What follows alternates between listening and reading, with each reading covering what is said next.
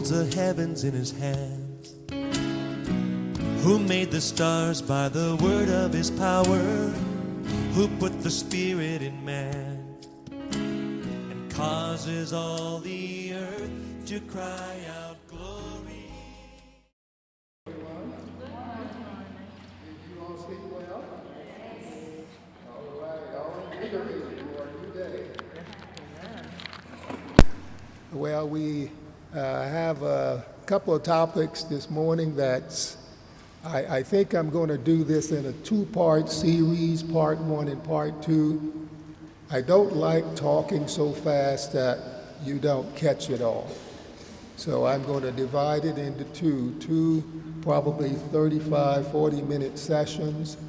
And at the end, there will be a treatment protocol of the herbal agents that we've used instead of radiation, instead of chemotherapy.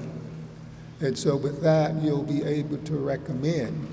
And believe me, we do have people who prefer, depending upon the cancer and the type, they may elect to do certain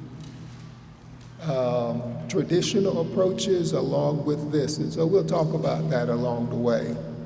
But that's what I'll do, and I can answer questions. I'll try to deal with all the questions. But this is important because it's a foundational approach to preventing and treating and reversing cancer.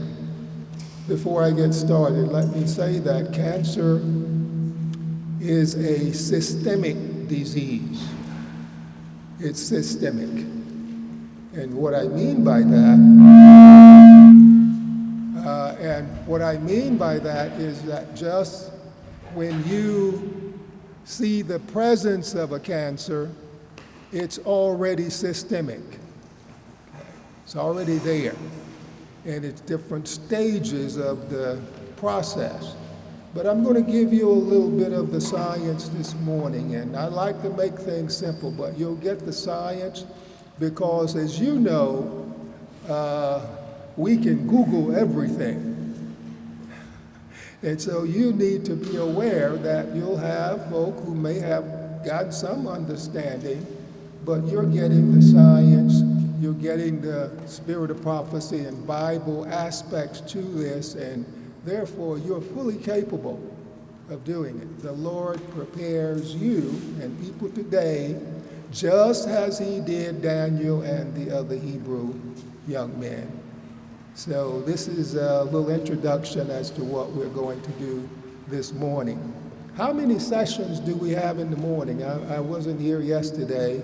3 or 4 sessions in the morning, and how many in the afternoon? 3 in the morning? Okay, all right. Well, I'm going to take 2 of these, definitely, and we'll see about that third one. But let's get started. While we're still fresh and we're just like sponges now, we'll suck up everything. Let's have a word of prayer. Kind Father in heaven, we need you this morning. We need to see your face. We need to have your Holy Spirit guiding our understanding. Please forgive us of our sins if there's anything that would hinder your speaking to us, that we may be a blessing to others, that you will identify and will be pleased to follow. Bless our time together, and we ask it in your holy name. Amen. You will get a flyer that has all the references of what I'm talking about today. This will be for you. I put it together a couple of years ago, and it's complete. All right.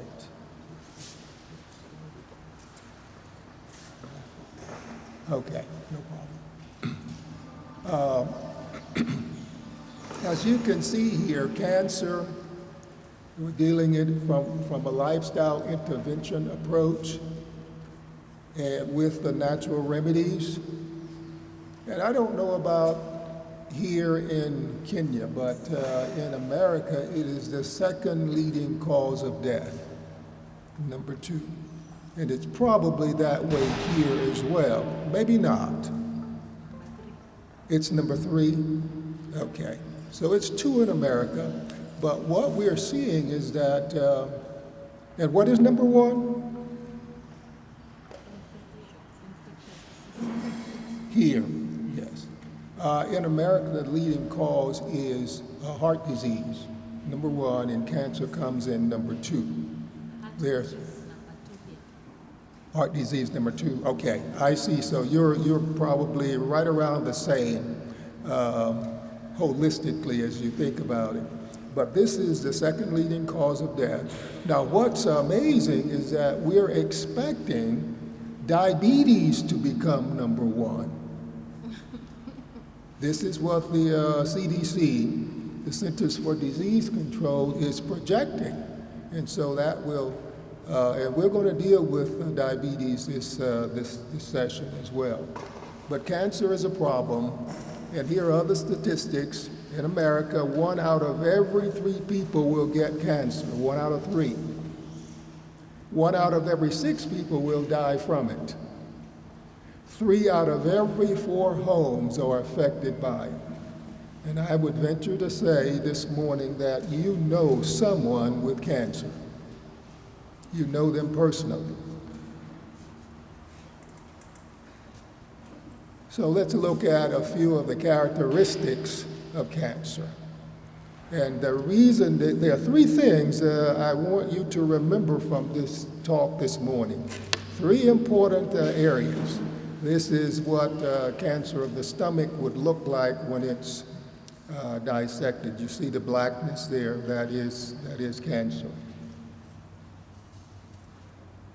First of all, the DNA is sabotaged. You know, the DNA is the molecule of life. And again, as I say, you get your notes, but remember, I'm giving you this PowerPoint. Okay. And then once that DNA is sabotaged, it becomes deficient, and it cannot control and do what it's supposed to do. And then the goal is for these cells to invade other cells that surround it. And when that happens, we see uncontrolled growth because the organism or the mindset is just to develop and get out of shape, and nothing can control it. And then it wants to, once it establishes its own blood supply, that's what it's seeking, a blood supply. And when the uncontrolled growth and a good blood supply, in other words, it's got to get its nutrition from somewhere. And so the nutrition comes from the blood. And then you're waning as the cancer is waxing stronger, okay? So these are the general characteristics of a cancer. And then the cells are complex. They may seem like just a little cell with a few things attached, but it's complex. And as I said yesterday, that which seems so simple can be complex in the Lord's understanding as He's created the body to do such marvelous things. So that loss of complexity is gone. And so now these are the 3 steps that I want you to remember. And when we deal with cancer, we want to cut cancer off at all 3 of these steps along the way. They don't happen at once. They happen progressively. And so cutting them off, preventing them from going to the next stage is crucial. And that stage is called initiation. First step, it's initiated, it begins. The DNA, as I said, is permanently damaged. Permanently. But fear not. You know, there's more to come. It is damaged. It cannot be restored. And then free radicals will come along and damage the nuclear membrane in the cell. The nuclear membrane is the control center. So if you have a free radical that comes along and damages this nuclear membrane, it gets inside to the control center, the brain, and it wreaks havoc. And this is what's happening. So free radicals are a problem. We'll talk about them next. And then the carcinogens. The carcinogens are anything that can cause cancer. It can be a virus, and many cancers are caused by viruses. And that's one reason I'm always leery of having cats in the house, because cats carry lots of viruses, more so than dogs and other things. Thank you.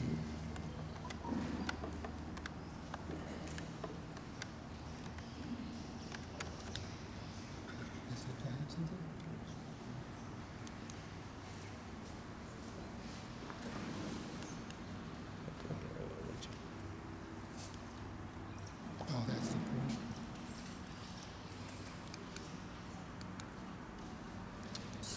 That's it. Great. Go back. Go back.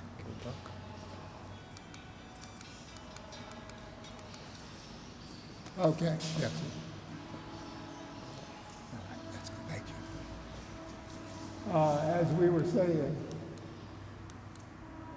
carcinogens will enter and cause cancer. Many of the cancers we see today are caused by viruses, although there are many environmental factors, so this is why we have and need good diagnostic measures. We can diagnose early, and with that, then we can have the greatest opportunity of benefit of actually reversing and getting rid of the cancer. And so here are sources of free radicals. Remember, the free radicals actually, that's what destroy the nucleus of the cell and cause this growth to happen, the free radicals. And what are they? Well, free radicals, if you remember in your high school, and you have chemistry, you see certain atoms will break off, and they just go everywhere and begin to punch holes in things, okay? And you have to, when you take the chemistry, you're always chasing, organic chemistry especially, you're chasing atoms, whether it's a positive or negative, and this is what a free radical is. But there are ways that the Lord has given that we can control free radical damages. And so we'll see those foods. And so smog, do you know what smog is? Yes, that's what we see around. Sometimes it's cloudy in the morning from the oil and gas and whatever happens out in society that comes from the industrial complex. That's smog. And we know that in California. That's a picture of California there. That's a smoggy place. But it's not worse than Beijing. It's really bad there. I'm sure you see some of the pictures. They actually wear face masks on a daily basis because the smog is so high. And that's a cause of free radicals, you see, coming from many different sources. So you want to avoid the free radicals because they can cause damage. Now, you knew I would get here, didn't you? When we overeat, we trigger free radicals. And we dealt with a little bit last night of the digestive system. Remember eating, spacing the meals, and not getting too much? Too much is like not enough. It can cause problems too. So making sure we are eating properly and digesting food properly and following the principles, simple principles that we got last night. You'll get that presentation too. You're going to be the healthiest people in Kenya. Everyone's going to come to you and say, what do you do? Why are you looking so good? And then you'll have a opportunity to glorify God. And then the high-fat diets. High-fat diets, that's a that's a big one. And that's where we'll deal with that more when we talk about diabetes. And that's one aspect of diabetes that we want to highlight. So getting rid of the fat, especially the saturated fats, trans fats. So we need fats, but we often get too much, too many in the wrong types. The best fats that we can get, several, is the olive oil. Okay, olive oil is one of the best fats we can get. Omega-3 fatty acids, some of the best. Okay, and we'll get some of the others as we go through the list. So eliminating that high-fat diet. Excessive exercise. Don't worry, you'll never get there.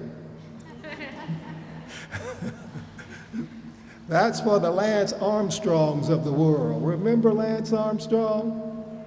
He won the Tour de France 6 or 7 times. Well, what kind of cancer did he get? Do you remember? I heard it. Testicular cancer. Well, why was it testicular cancer? Well, the reason is 2 reasons. I'm not his physician, but I would venture to say this is what happened. You know, they don't make those bicycle seats big that will cover the whole bottom anymore.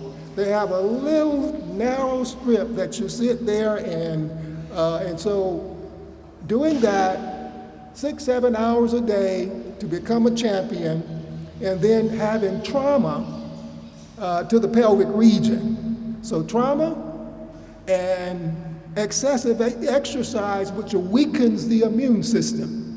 If we do too much exercise, it's like the body is saying, why are you stressing me out? And so that's what's happening. So that's what kind of cancer he got. So don't overdo exercise. It's hard to get there. I would venture to say that unless you're doing it 6-7 hours a day, you won't get there. Okay, so do your exercise as much as you like. Find one that you enjoy, though. If you got to wake up and say, oh, no, not again, exercise. If you got to do that, you know, find you another one that you enjoy and enjoy it, and you'll be blessed. And the other one, as I mentioned, is trauma. Anytime there's trauma in a certain region or area of the body, that can be a trigger for cancer. And any kind of injury.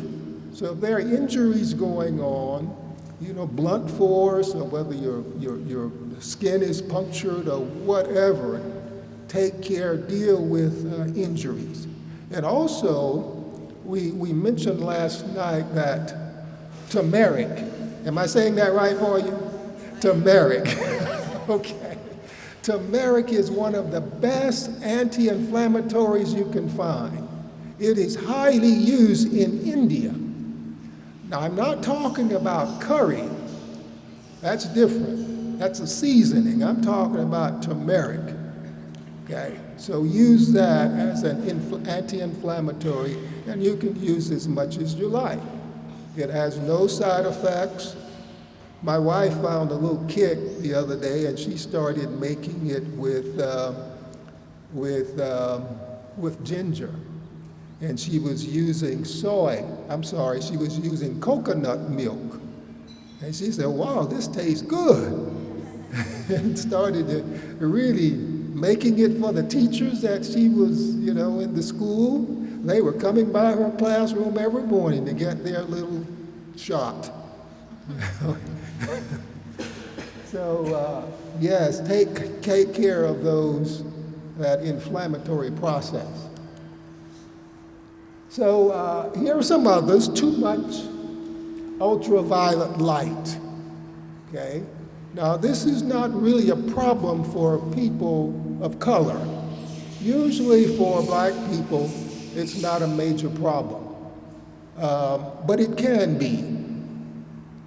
So there are several kinds of rays from the sun. And if we're light complexion, then it's possible for us to get skin damage. And with the skin damage, it can cause cancer. It's like for us black people, we need 6 times more sunshine than whites. That's research. 6 times. Now the problem is, and we have more cancer among men than any other cancer. That's prostate cancer. And why? Well, when I grew up down in South Georgia and working in tobacco, seldom did we hear the word cancer of the prostate because we were outside all the time. Now we've gained affluence and we have the corner office in the high-rise building. And the only time that we see the sun is looking out the window. We go to work early before the sun rises and we get off after it sunsets. And so we never really get out to get more sunshine. And so and this is worldwide. And so we don't, as people of color, get enough sunshine. I was in Malawi a couple of years ago, and the pastors, I just happened to be there doing a conference meeting, and they grabbed me. As a matter of fact, it was the ladies who grabbed me and said, "Hey, you got to do something about the prostate cancer. You need to talk about this." They said, and we want to sit there too because we want to know what to do because these guys are not doing right. So I said, okay, I'll do it. And so we had a good conversation, and they knew how to better protect their loved ones with food and encouragement in doing the right thing. So traditionally, I try to do and cover that which is pertinent.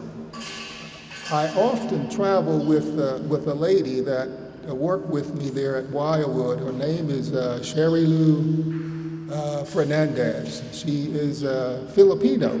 She's a physician, OBGYN, and so we would have these sessions, and I'd take the men and go here, and she'd take the ladies and go there. And so we would discuss these issues so that no one was offended or embarrassed. And it worked well, but I don't have her anymore. She decided to go and work with the midwives, so she left us. But yeah, we'll try to work that which is needed as we're able to do that. And then anytime there's a chronic disease, and diabetes is a chronic disease, high blood pressure is a chronic disease. So we want to deal with those diseases because they can cause free radical damage. Excessive radiation. You know, whenever someone has a cancer, we don't need to be evaluating them every week with radiation because that can actually hurt or trigger more damage. So that's a precaution, and now they have more MRIs, so they don't do as many and as much as they used to. And then high blood sugar. And again, that's diabetes. And then the aging process. But don't worry about the aging process. The Lord gives something to actually stave off that. And we'll talk about that in a moment. So that was step number what? Number 1. And what was it called? Initiation. So the first step in dealing with cancer should be our focus on initiation. It's going to happen as we have gone through those steps. And now we get to the promotion step. Only 3 steps. Got to have all 3 before a cancer develops. So initiated cells multiply by undergoing cell division. Okay, you remember in school and high school, they talked about meiosis and mitosis. This is where the cells divide, and they just, first you got 1, it divides into 2, and then you got 4, you got 8 and 16, and that's the way cells do. And with that in mind, which system do you think divides the more rapid? the reproductive system. So that's why we see a lot of reproductive system cancers. For men, the prostate; for ladies, breast cancer and ovarian cancer and things like that. So these are the reproductive organs, so it's potential for them to have more cancer because of this very fast multiplication. And while doing so, the DNA is passed on to the other cells. Okay, that's what's happening. So this is the promotion step. We have initiation, and now we go into promotion. And still dealing with promotion. So we have excessive omega-6 fatty acids found in corn oil and safflower oil seems to promote rapid cell division. Okay? Rapid cell division. Omega-6. Remember, we have 3 omega fatty acids in the body. We have omega-3, omega-6, and if we have omega-6 and omega-3, the body makes the omega-9. Okay, so those are the 3 that are important. We need those.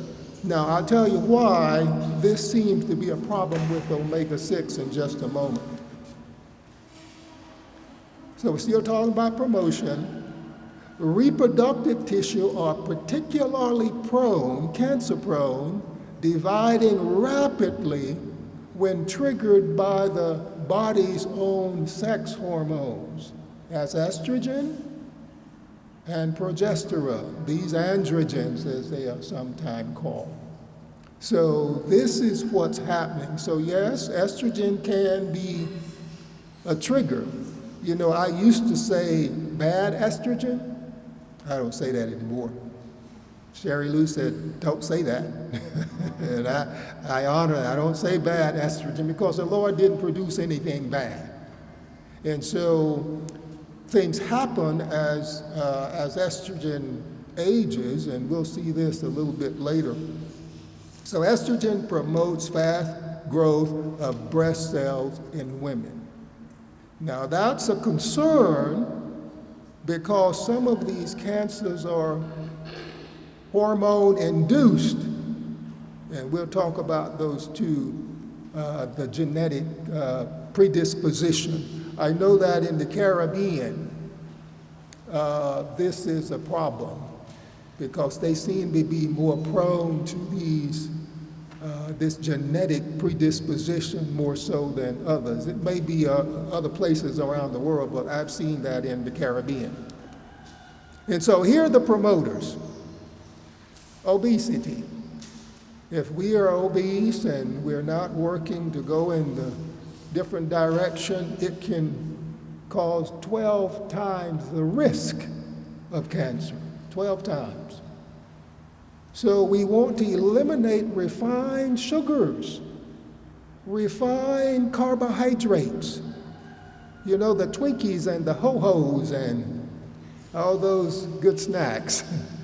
They are no good snacks. Okay, alcohol, smoking, these are promoters.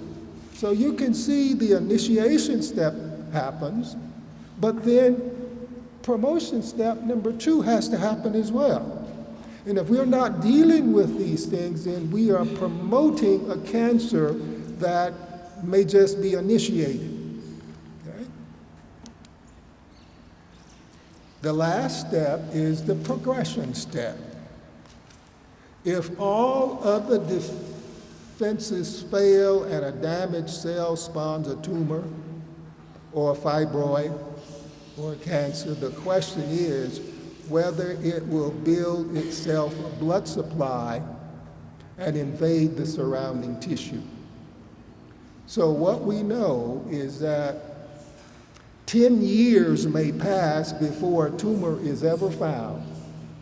Remember, we have the 3 steps: the initiation, the promotion, and this is why you often hear people say, well, everybody has cancer. Well, that's what they're alluding to. You don't necessarily have a cancer, but you have that propensity or that potential because these are the three elements. So we want to cut the cancer off at every step before it happens. And this is how we do it. Now, this is what science, it indicates that 1/3 of these cancer deaths, now this is a few years back, this was in 2000. I'm slow in updating. I can't seem to find the time, but this is relevant. You just increase the number. So 187,000 deaths of the number of the 563 are directly related to nutrition. That's why I started last night with nutrition, because it's so important in preventing many of these diseases that we encounter. So I know that that doesn't look like a soy burger.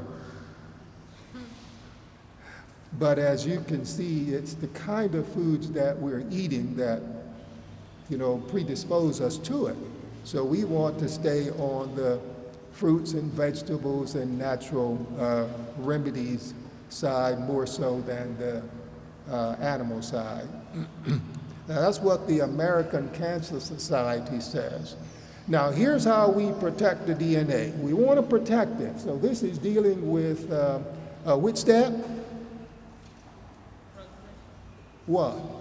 This is dealing with protecting the DNA deals with step one, the initiation. That's when it happens. And so here's how food can actually protect the DNA. Remember we said they're free radicals? Well, the foods have the antioxidants that will neutralize these free radical damages and neutralize it. So the Lord is amazing. The free radicals happen, but he has foods, and the brighter the color of the food, the deeper the color, the more beneficial they are. And so one of the major foods for diabetes and cancer, for diabetes in particular, are the blueberries. Do you grow blueberries here? No blueberries? Some. You probably have some here. You can get other dark colored foods, and I've discovered something too, that no matter where I go in the world, whatever that locale needs for the people, it's there. So you don't have to send to Tahiti to get noni juice. You can get it right here. You can get it wherever you are. You have what the Lord has put there for that group of people, and it's a blessing. Okay, so don't waste your money on the pyramid schemes. All right, so the blueberries, very good at protecting the cells. And garlic. Oh, garlic is a heavenly food. I love it. I love it. I have one friend down in the Caribbean. He has 4 young daughters, and he makes a garlic drink, and those girls love it. I've never seen young people real small. They just he makes it like he would a drink, and so that's as close to a dessert I've ever gotten. So I like to make it too with the pineapples and add a few other things, but it's very good. But garlic is a protectant. It's a protection. Garlic, onions, leeks, all those, I think they're in the alanine family, but they're good for protection. And they're good for high blood pressure too, by the way. And then the cruciferous vegetables. We're talking about cabbage, broccoli, greens, all kinds, black beans. These are the foods that are just highly protective of the DNA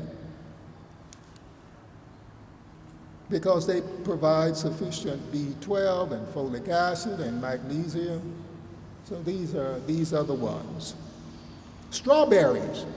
And let me say that for the red fruits and vegetables are the best foods for the reproductive system. We're talking about strawberries and raspberries and red bell pepper and pomegranates. So the deeper the red, the better they are for the reproductive system. Now what we have found, the photochemicals or the phytonutrients in these foods benefit the body based upon the colors that they are. Okay? So reds are good for cancer of the reproductive system, not just cancer, but for health.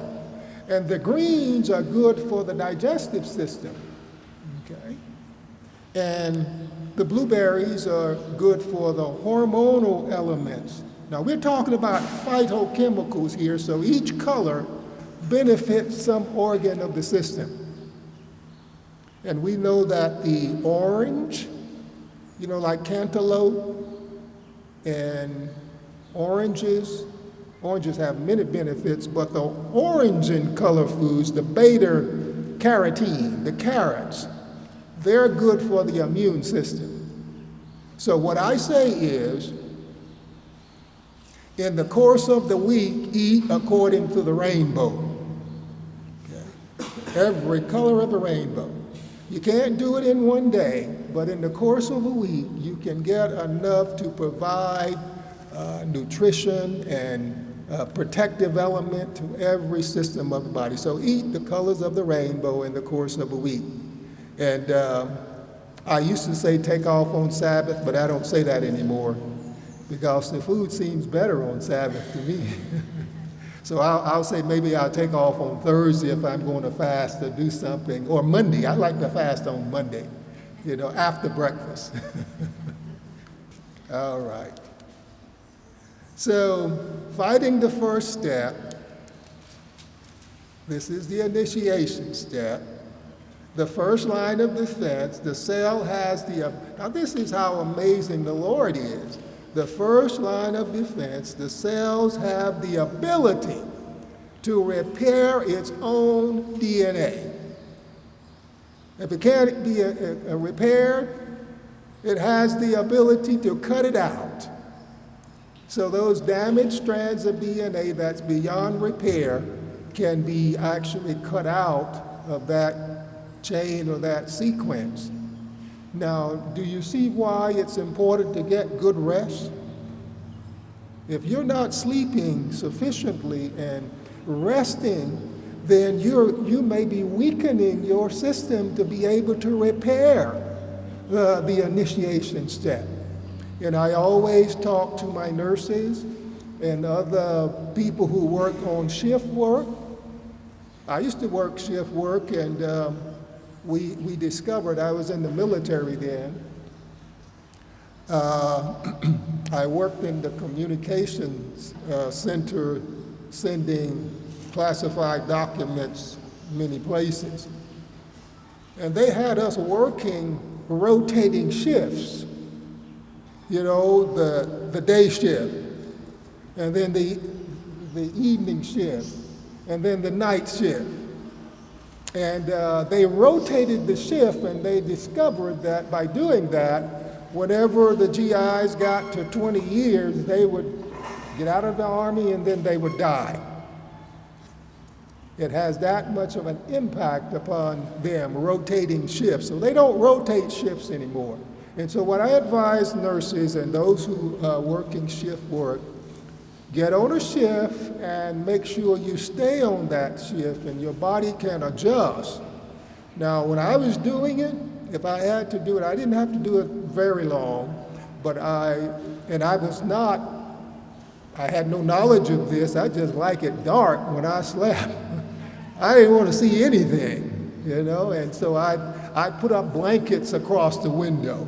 It was black dark, and then I get the best sleep. So if you are aware of those who work shifts like that, make sure that if they're working at night, they want to turn every light on in the building, okay? and they won't, and we're going to talk about sleep this week too, and how important it is and the aspects of it, but make sure that they're getting plenty of light during the day when they're night when they're working, but during the day everything is, and you don't want any light in the room while you're sleeping. And the reason is that there's a little pineal gland right here in the brain. And that pineal gland is triggered or activated by light. So if you're sleeping with the lights on, you're not getting the best rest. And usually it interferes with the sleep hormone, which is melatonin. You don't want to interfere with your melatonin or the serotonin, but primarily melatonin. If you do, you can throw the body off and you don't get the sleep you need. Especially the rapid eye movement sleep. This is the sleep. You've all had babies in the family. And have you ever watched babies sleep? Sometimes their little eyes start flickering real fast. Well, that's REM sleep. Okay, and that's the sleep that we need in order to be rested the next day. You're not irritable and struggling with the neighbors and your work compatriots, so make sure you get plenty of rest with it being extremely dark. So this is the first step, the initiation step that we're fighting. Caffeine interferes with the DNA repair process. So coffee, not good.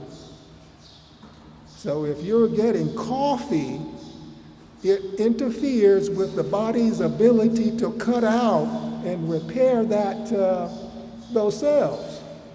And if this is happening, then you're really prone to cancer. Now, all that I'm saying here, I'm providing you the research, so I'm not just talking. You don't have it now, but he's going to make copies for you. And every aspect of what I'm saying, it's about several pages long, and you'll be able to provide this to those in whom you come in contact. Medical missionaries, as I say, go first class. So, but with Google around, you have to know what you're talking about, and this will help you to explain to your clients, your guests, your friends, family, and patients, why you're doing this. I'm giving you the science and the biblical version all together. So look out for the caffeine, whether it's in chocolate. Who likes chocolate? It's good. But I learned something. I had a little, I like stories, so I'll integrate. I had a little friend down in Tallahassee. I think she was about 17 years old, a little short girl from Haiti. And one Sabbath morning when we went, and she was my good friend, and my wife and I and her mother was standing there, and she seemed a little down, and I said, what's happening? It's about time for you to go to college, right?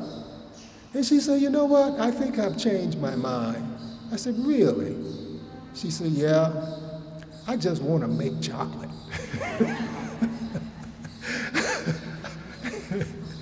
And her mother said, she's having a chocolate fit. And so I gave her my recipe. Carob, peanut butter, carob powder, peanut butter, and nuts. I said, you can get the nuts of your choice.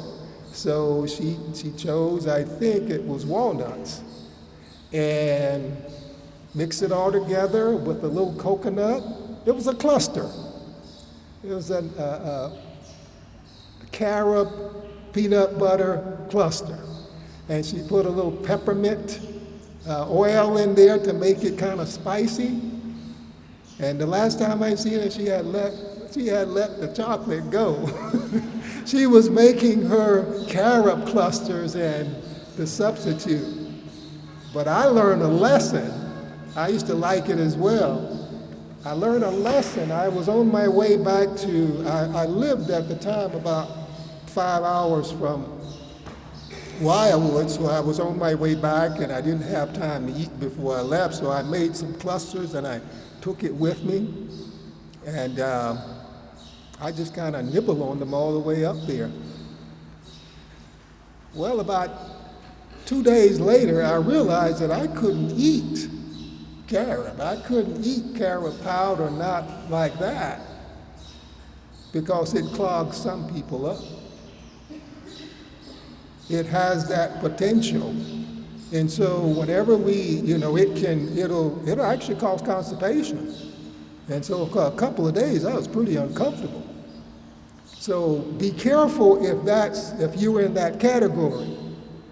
What we use it for is if someone has diarrhea, then we will make some little carob balls, put a little charcoal in the ball, and it's good. Put a little something to, make it tasty. But as we give that to those with any kind of diarrhea or other Crohn's disease, it's very helpful in slowing the process. And so I don't eat a whole lot of carob clusters now. I may taste them and that's about it. Still like the taste. So, but these are little tips on the way that you can add if someone you work with have these, diarrhea or something. Think of charcoal and carob powder, and you could put a little honey with it to keep it, bind it. Put it in the refrigerator, in the freezer, and as they, need to, they can eat it that way. So that's very helpful. And we're talking about antioxidant. Now we're getting to step 2. Antioxidants such as lycopene. Lycopene comes from tomatoes, okay? And lycopene is good. It's a red, tomatoes are red, and so it's very helpful for the the reproductive system. At the center, we used to make sure that our men with prostate cancer had those little small cans of tomato paste. We'd make sure they get a half of a can of tomato paste for the prostate every day. And we've seen historically that Italians, they do a lot of pizzas and tomatoes, they got less cancer. It's red in color, and the red colors are always beneficial, especially watermelons. They're good for prostate too, and hypertension. So the lycopene is very effective. Vitamin A, C, and E, selenium, these are the ingredients. And the genistein stops the free radicals from harming the cells. So antioxidant-rich foods is very helpful. So here are the foods.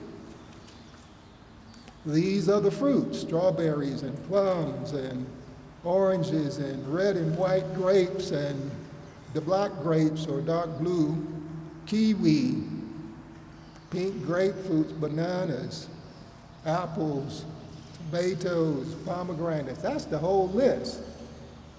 There are many more. If you travel around the world, you encounter all kinds of fruits and vegetables, and they're delicious.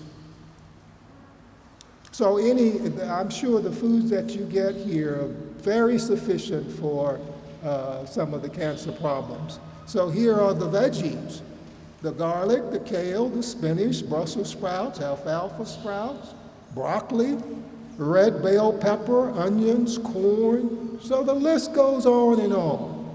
So these are just, as I said though, just eat according to the color of the rainbow throughout the course of a week. And you will get the specialized foods that are helpful for cancer. Now, cancer can be prevented, okay? Many times it depends upon the type cancer, and that's where your physician and your lab will come in and actually determine the course of it and what to do. And so the other one is the promotion step benefits from the cruciferous vegetables, the cabbage and the broccoli and the greens. These are very good because I need to make a correction there. There's no bad estrogen. So it helps, and the reason why it's beneficial is that plants have estrogen too, and they will block the receptor on the cell to prevent the body's estrogen as it ages from actually attaching. So this is why it's so beneficial in the promotion step. So each cell, every cell has a receptor. And with that, the plant estrogen will block them out. And this is where I need to chat a bit. Soy products contain isoflavones. They are like antioxidants as well. So soy products. But we've discovered that soybeans are better. Okay? Rather, we don't want to get our foods refined. If you can get foods more natural, then that's what you want to do. But just drinking soy milk, let's say silk, I know that's one of the main ones that we have in America, silk, the soy, that's refined. So what we see is that Asian women historically have had less cancer than any other racial group because they got lots of tofu. So yes, tofu is less processed, but the best, I think, are the soybeans. And so this is how you can begin to structure. Now, if you're making your own soy milk, and I used to have a lady whenever I would do training around the state of Florida. She lived in Florida, so everywhere I would go, I would call her, she would come and she would teach everyone how to make soy milk. And you have it fresh that you've made, and so you know that it's less processed and refined. And so again, soy products will block this. Now, here's the clincher. If I have someone with a hormone-induced cancer, then I tell them don't eat the soy either, okay? Because of the estrogen contribution. And some of you may have heard of the BRCA gene, it's called, B-R-A-C,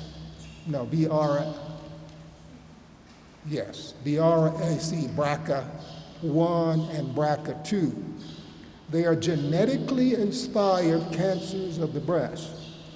And so whenever I have ladies who have that gene, I had one lady, she came to the center, and her mother died at about 35, and she was right at about 35 and had been diagnosed. And her sister had been diagnosed, and she was in her early 30s. And she had a daughter, I think, was early 20s or late teens. And I was working with Dr. Sherman, who is one of our lady physicians there, and I was with them, and she just came in and said, I want them all cut off. And we couldn't change her mind. We could not change, and she said, no, I don't want to take any chances. I've lost my mother, I've lost my sister, and so I don't want to die early of this. So that's what she said, and we had to honor that. And so it is a genetically induced cancer from the hormones with the estrogen. That plays a role.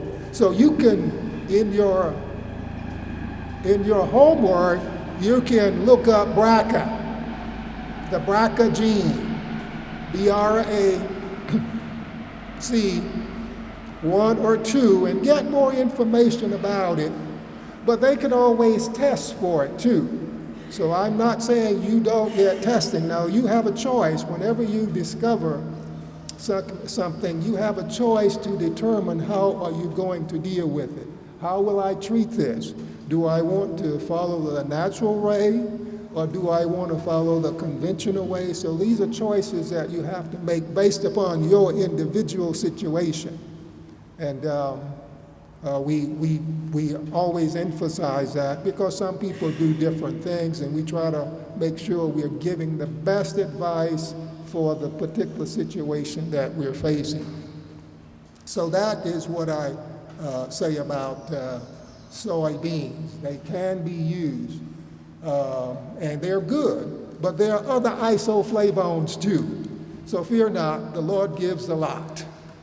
So the omega-3 fatty acids inhibit the production of PGE2, which suppresses the immune system. You don't want anything that's going to suppress your immune system and prevent it from working best and at its maximum. But the omega-3 fatty acids inhibit this PGE2, which suppress the immune system. So what am I saying? You want to get omega-3 fatty acids into your diet, whether it's from walnuts, flax seeds, chia seeds. So you can get those and eat more of these. I love walnuts, and you're getting a good source of omega-3 fatty acids, and it will help strengthen the immune system rather than suppress it. All right, so omega-3 fatty acids combat promotion, the promotion step. Now here is the dilemma. It says in Leviticus 3:17, "It shall be a perpetual statute for your generations throughout all your dwellings that ye eat neither fat nor blood." So we're talking about omega-3 and omega-6 fatty acids and other fats, as the Bible is referring to. Now what we know is that omega-3 fatty acids, the body loves them better than they do the omega-6, okay? We need 3 times more omega-3 than 6, 3 times. If we change that ratio, then we become cancer prone, okay? So you don't want to get, remember I talked about the safflower oil seeds a little while ago, omega-6? So you're actually changing the ratio, and you're making yourself cancer prone. It says here at the bottom, fish consumption, a risk of major chronic disease in men. It becomes promotional in men. I was down in the Caribbean on the island of Anguilla, and I was doing this talk, and they have a big fish industry, and I thought I was going to be killed. Those fishermen didn't like what I was saying at all. They said, "You're destroying the business." And so my friend helped me get out of the church. And I laughed because they said that you'll destroy, if you say this, you'll destroy the industry. We don't want that. This is our livelihood. But this is what I say about fish. Now I know you hear many stories about fish, but this is the rub. It has more omega-6 than 3. It has the both. But you want the appropriate amount because the body likes the omega-3 better. And if you change the ratio, in America, up in the Pacific Northwest, we have many salmons, we have the flounders. In other words, they are cold water fish. And they come from up near Washington State, near to Alaska. And but if you're getting your omega from fish, you're changing the ratio that the Lord has put within your body. And you don't want to do that because it makes you prone. It's pro-inflammatory. This is what the research says. This is what we know. So be careful. So here are the other isoflavones: black beans, yellow split peas, red clover tea. And for those with the BRCA gene, I even say eliminate the red clover tea. Now, if they have the BRCA gene or been tested for any genetic abnormality, then you can stop it. Now, what I found is that Ellen White, she had several as a protector in the progression step. But not only soybeans, but the COX-2 inhibitors. Now, the drug company makes them. You can get anti-inflammatories, and I'll think of it in a moment. There are two real popular ones that's given, that's anti-inflammatory, the COX-2 inhibitors. But there are other COX-2 inhibitors that's from a natural source. I just like this picture. I had to show it to you. This was my favorite author. Some of you see his pictures around all over the Seventh-day Adventist Church. And Harry Anderson. Some of you may see it. He was an Adventist painter, so most of the charts that you see in the primary division, he did them. He did some work there, other places in Salt Lake City, but he is one of, I enjoyed him a lot. One morning I was teaching the primary, this is up in Massachusetts, and they knew I liked his pictures, and the superintendent decided she'd bring him in to see us. And so I sat around like the kids, and you see the one when when Jesus is standing at the United Nations building? Have you seen that? He did that one. So he has a wide variety of pictures that the church still uses today. That's another one, Jesus' healing ministry. And as medical missionaries, he will be with us as well. So, before I take a break here and we go into the other portion, I'll just read this. The most excellent way. There are many ways of practicing the healing art, but there is only one way that heaven approves. God's remedies are the simple agencies of nature that will not tax or debilitate the system through their powerful properties. Pure air, and we talked about them last night, water, cleanliness, proper diet, purity in life, and a firm trust in divine power. That's the most excellent way. Now, there are other natural remedies, and we'll be talking about them later this week.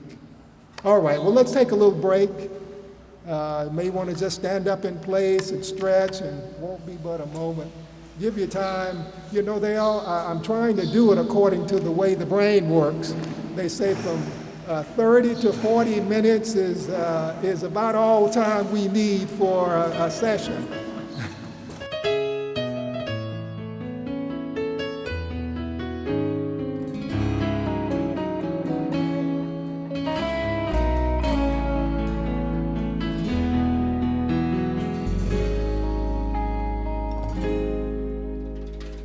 Who holds the heavens in his hands? Who made the stars by the word of his power? Who put the spirit in man and causes all the earth to cry out glory?